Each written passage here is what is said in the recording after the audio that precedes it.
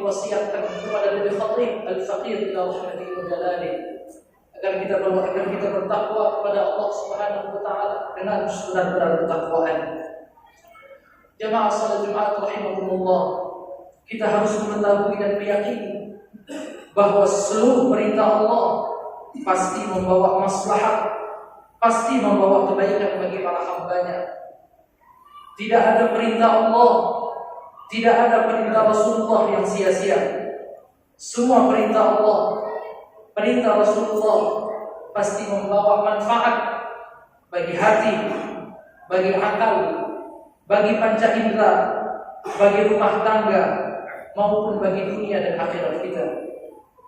Dan ketahuilah juga seluruh larangan Allah dan apa yang dilarang oleh Rasulullah pasti membawa kemudaratan, pasti membawa keburukan bagi para hamba-Nya. Semua larangan Allah dan Rasul-Nya pasti membawa keburukan, pasti mendatangkan mudarat bagi diri, bagi hati, bagi akal, bagi panca indera, bagi rumah tangga, bagi dunia dan akhirat kita. Oleh karena itu, kita wajib bertakwa kepada Allah dengan kita melaksanakan perintah-perintah Allah dan kita meninggalkan larangan-larangan Allah, sebab seluruh perintah Allah pasti bermanfaat dan seluruh larangan Allah adalah berbahaya. Ma'asyiral muslimin jamaah sidang Jumat rahimakumullah, kita diwajibkan untuk bertakwa kepada Allah dalam segala hal. Kita diwajibkan bertakwa dalam hal waktu.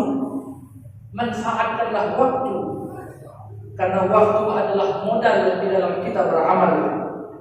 Yang membedakan kita dengan saudara-saudara kita yang telah meninggal adalah waktu.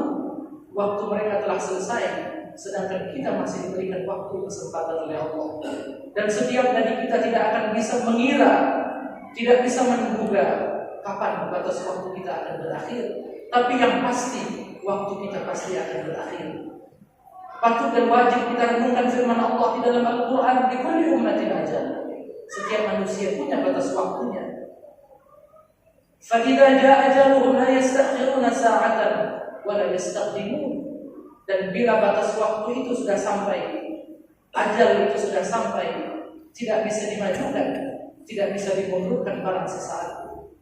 Segala macam upaya dilakukan, menyuntikkan obat yang paling hebat, yang paling paten, dengan mendatangkan dokter yang berpengalaman, dengan membawa pasien ke rumah sakit yang berkualitas, itu sama sekali tidak akan menunda bila ajal datang. Kita wajib bertakwa kepada Allah bukan sekedar dalam perihal waktu, tapi kita juga wajib bertakwa kepada Allah dalam hal menuntut ilmu.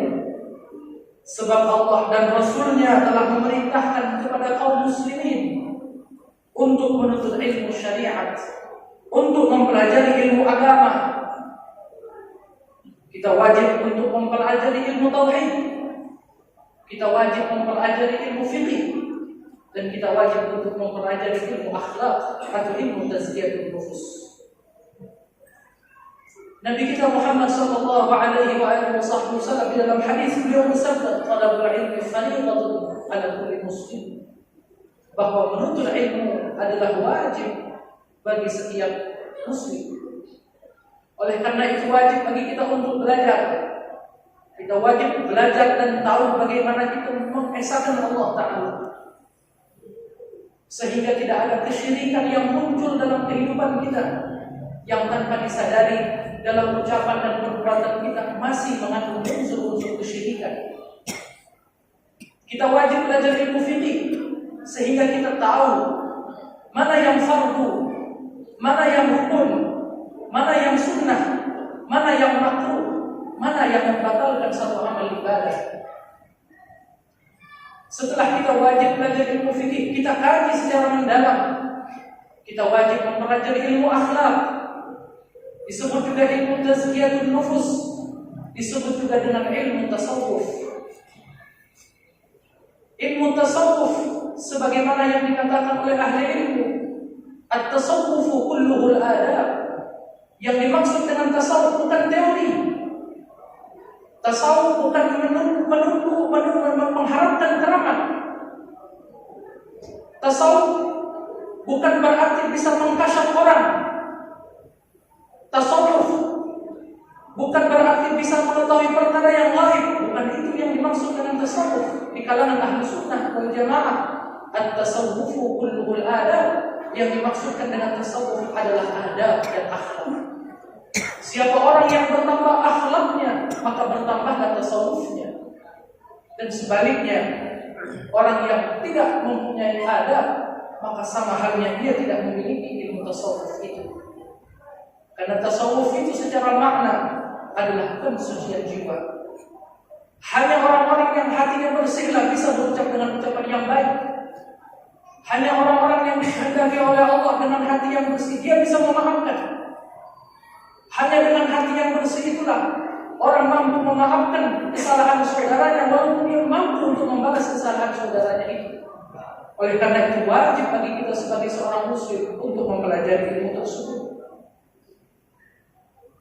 Kemudian kita wajib bertakwa kepada Allah dalam hal umur. Sebab setiap hamba akan ditanya oleh Allah tentang umurnya, al-umrihi fi ma'afnah. Di dalam hadis Nabi menegaskan, tidak akan beranjak kaki seorang anak Adam nanti di hari akhirat sampai dia akan ditanya dengan 5 pertanyaan.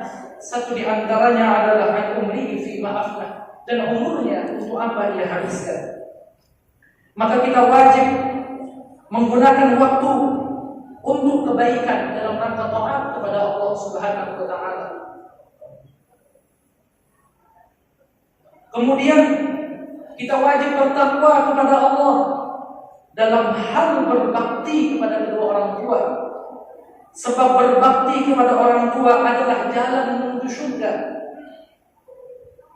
Dan Rasulullah sallallahu alaihi wasallam pernah menegaskan di dalam hadis yang sahih, kata Rasulullah, "Ala unabbi'ukum bi akbaril kaba'ir?" Maukah aku beritahu kepada kalian di antara dosa-dosa besar? Bala ya Rasulullah. Iya ya Rasulullah, ucap sahabat. Maka Rasulullah melanjutkan ucapannya, dosa besar itu adalah al-isyraku billah, syirik kepada Allah, wa uququl walidain, dan durhaka kepada orang tua. Dosa durhaka kepada orang tua adalah dosa dampak dan efeknya dapat dirasakan sebelum nanti balasan yang sesungguhnya di negeri akhirat. Allah menyatakan dalam Al-Quran, وَلَنُذِيقَنَّهُمْ مِنَ الْعَذَابِ الْأَدْنَى دُونَ الْعَذَابِ الْأَكْبَرِ. Ada beberapa azab balasan yang disegerakan di dunia sebelum nanti azab yang sesungguhnya di akhirat. Di antaranya adalah durhaka dengan orang tua. Kita wajib berbuat baik, memperhatikan dan mengurus kedua orang tua kita, serta tidak boleh kita durhaka kepada keduanya. Ingat apa yang disabdakan oleh Nabi kita Muhammad sallallahu alaihi wasallam, "Birru aba'akum tabirrukum abna'ukum." Berbuat baiklah kepada orang tua kalian, maka anak-anak kalian pasti akan berbuat baik kepada kalian. Maka hadis ini mafhum mukhalafahnya, pemahaman sebaliknya, apabila seorang anak dia durhaka kepada orang tuanya, nanti bila dia punya keturunan, dia punya anak, anak-anaknya akan durhaka kepadanya. Jemaah sidang Jumat rahimahullah, kita wajib juga bertakwa kepada Allah dalam hal istri dan anak-anak kita, keluarga. Sebab Allah Ta'ala memerintahkan untuk kita menjaga diri beserta keluarga kita dari api neraka. Allah Ta'ala menyatakan dalam Al-Quran, "A'udzu billahi minasyaitonir rajim. Ya ayyuhalladzina amanu qu anfusakum wa ahlikum nara." Wahai orang-orang yang beriman, jaga diri kalian dan keluarga kalian dari api neraka. Ibnu Abbas radhiyallahu anhu menafsirkan hadis ayat ini. Apa kata beliau? Qu anfusakum wa ahlikum nara. Maksud ucapan itu, maksud firman Allah itu, jaga diri kalian dan keluarga kalian dari api neraka. Maksudnya adalah faqihuhum wa adibuhum. Ajarkan agama dan didiklah dengan didikan yang baik. Kullukum ra'in wa kullukum mas'ulun an ra'iyati. Setiap kalian adalah pemimpin dan kalian akan ditanya terhadap apa yang kalian pimpin. Sudahkah kita ajarkan keluarga kita tentang ajaran Islam? Sudahkah kita ajarkan istri kita dengan sholat yang benar? Sudahkah kita mendengarkan bacaan Al-Quran dari anak-anak kita? Karena satu hal yang kita dapati di zaman ini, orang tua sudah tidak lagi perhatian terhadap agama anaknya. Tidak lagi ditanya sudah sholat atau belum. Yang ditanyanya sudah makan atau belum. Orang tua tidak ada perhatian terhadap agama anak-anaknya. Orang tua cuek terhadap anaknya yang tidak sholat. Orang tua cuek terhadap anaknya yang tidak mengaji. Orang tua cuek terhadap anaknya yang membuka aurat. Orang tuanya cuek terhadap anaknya yang berkata-kata kotor.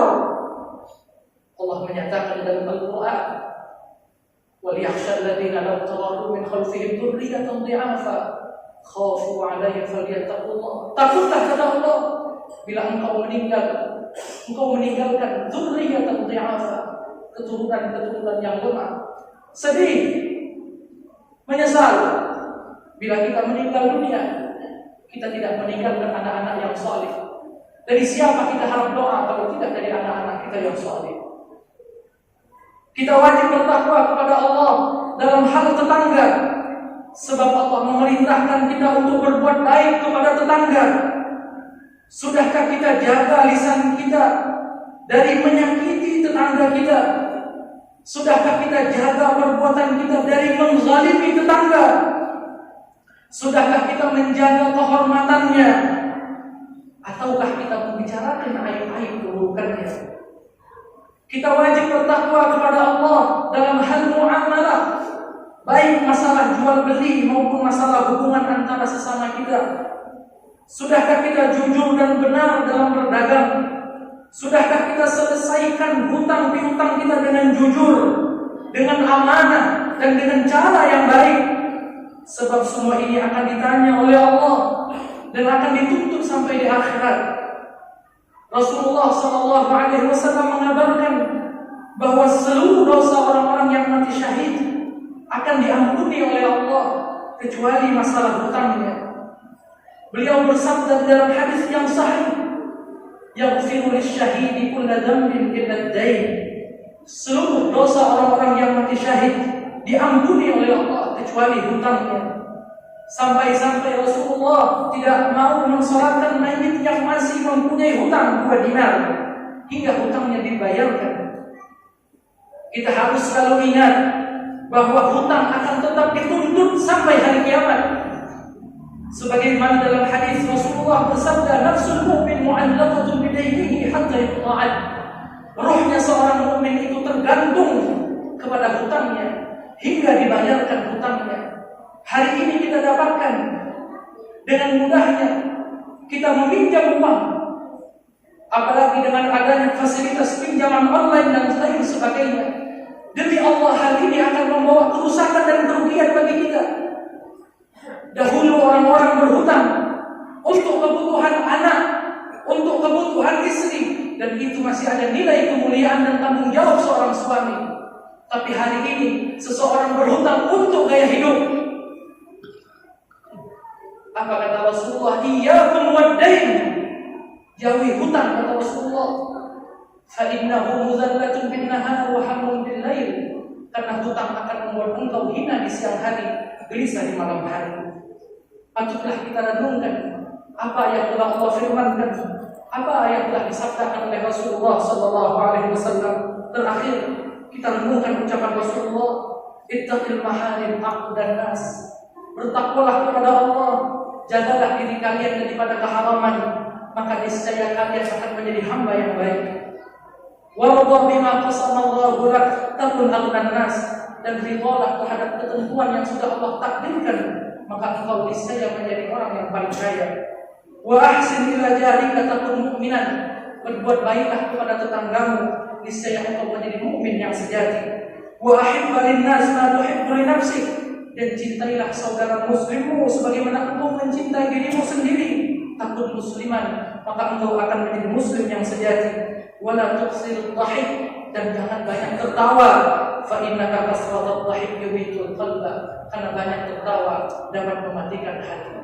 Wallahu ta'ala yaqul wa biqawlihi yahtadil muhtadun fa idza quri'a al-Qur'an fastami'u lahu wa ansitu la'allakum turhamun fa idza qara'ta al-Qur'an fasta'idh billahi minasy syaithanir rajim. Bismillahirrahmanirrahim. Wal 'asri innal insana lafi khusr illa alladhina amanu wa 'amilus salihati wa tawasaw bil haqqi wa tawasaw bis sabr. Barakallahu li wa lakum fil Qur'anil 'azim wa nafa'ani wa iyyakum bima fihi minal ayati wa dhikril hakim wa taqabbala minni wa minkum tilawatahu innahu huwas sami'ul 'alim. Aqulu qawli hadha wa astaghfirullahal 'azim li wa lakum wa lisa'iril muslimin wal muslimat wal mu'minin wal mu'minat fastaghfiruhu innahu huwal ghafurur rahim.